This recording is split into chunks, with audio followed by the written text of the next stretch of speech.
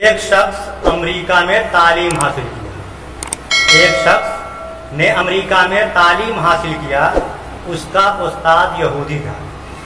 एक दिन सबक में सूद के बारे में बयान करने लगा तो मुसलमान तालिब इल्म ने सवाल किया, सर सूद में बरकत तो नहीं होगी? यहूद कहने लगा, बरकत तो दुनिया में कहीं नहीं पाई जाती। मुसलमान ने कहा, अगर कोई शख्स कहे कि मुझे 10,000 कुत्ते चाहिए तो क्या मिल जाएगा? उसने कहा नहीं।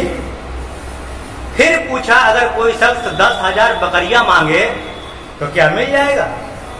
जवाब आया, जरूर मिल जाएगा। जवाब आया, जरूर मिल जाएगा। मुसलमान ने कहा, कुत्ते की एक वक्त में 10 बच्चे होते हैं, जबकि बकरी के सिर्फ 2 से 4।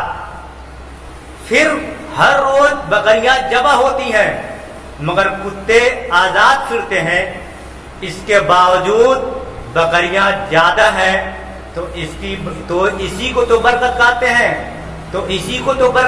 हैं।